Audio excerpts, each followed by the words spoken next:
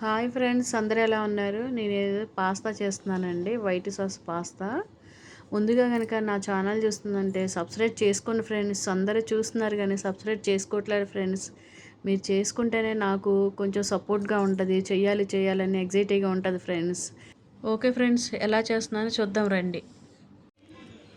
ముందుగా నేను ఒక కప్పుడు పాస్తా తీసుకున్నానండి. నేను ఏ షేప్లో తీసుకున్నాను. స్టవ్ మీద కొంచెం వాటర్ నేను బాయిల్ చేసుకుంటున్నానండి. కొంచెం ఉప్పు వేసుకుందాం. కొంచెం ఇప్పుడు ఆయిల్ వేస్తున్నానండి.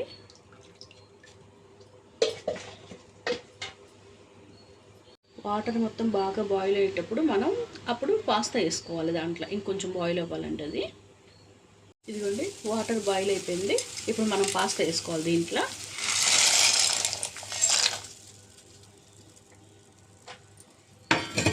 ఒక్కసారి కలుపుకోవాలండి స్పూన్ పెట్టి.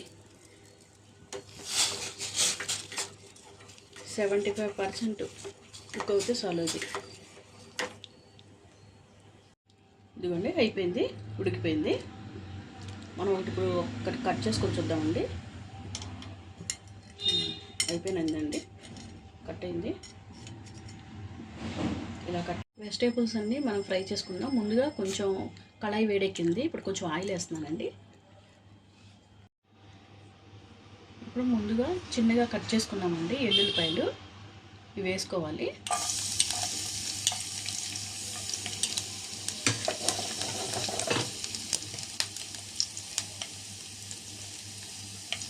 అవి కొంచెం ఫ్రై అయిన తర్వాత ఒక చిన్న సైజు ఉల్లిపాయ, స్వీట్ కార్న్, క్యాప్సికమ్ సన్నగా తరుక్కోవాలి. క్యాప్సికమ్ 3 కలిపి వేస్తానండి.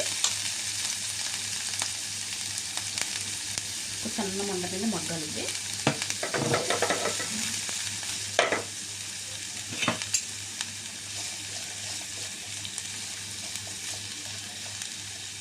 సన్న మంట మీద కొంచెం ఫ్రై అవుతే బాగుంటుందండి.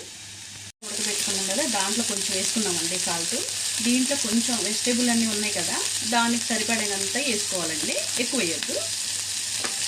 చిల్లీ ఫ్లేక్స్ వేసుకుంటున్నానండి, 1/2 స్పూన్ వేసుకుంటున్నానండి నేను.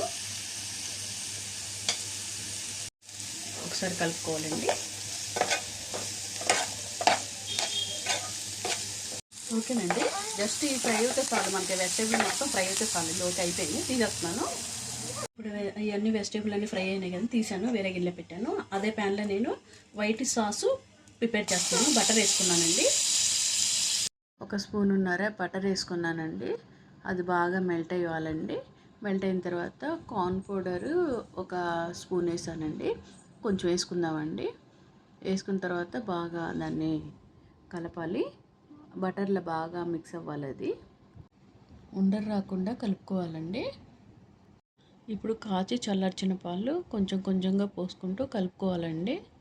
అప్పుడు కొంచెం కొంచెం పోసుకుంటేనే మనకి సాసు కరెక్ట్గా పర్ఫెక్ట్గా వస్తుంది. 1 కప్పుడు పాలు దాకా పడతాయండి మనకి. మొత్తం ఒకేసారి పోయొద్దండి, కొంచెం కొంచెంగా పోసుకుంటూ మనం కలుపుకోవాలి. ఒకేసారి పోస్తే ఏంటంటే ఉండల్లాగా వచ్చేస్తాయి. కొంచెం కొంచెంగానే మనం పోసుకుంటూ కలుపుతూ ఉండాలి, అప్పుడే బాగుంటుంది మనకి. ఇదిగోండి, ఇలాగైంది. ఇప్పుడు మనం 1/2 స్పూన్ చిల్లీ ఫ్లేక్స్ వేసుకుందామండి. 1/2 స్పూన్ బ్లాక్ పెప్పర్ వేసుకుందామండి. వేసేసుకొని మనం అది మిక్స్ చేసుకుందాం ఒకసారి అటు ఇటు. ఇప్పుడు మనం ముందుగా వెజిటేబుల్ ఫ్రై చేసి పెట్టుకున్నాం కదండి, అది వేసుకొని కలుపుకోవాలండి. ఇప్పుడు మనం ముందుగా బాయిల్ చేసి పెట్టుకున్న పాస్తా కొంచెం కొంచెం వేస్తూ కలుపుకోవాలండి. మనం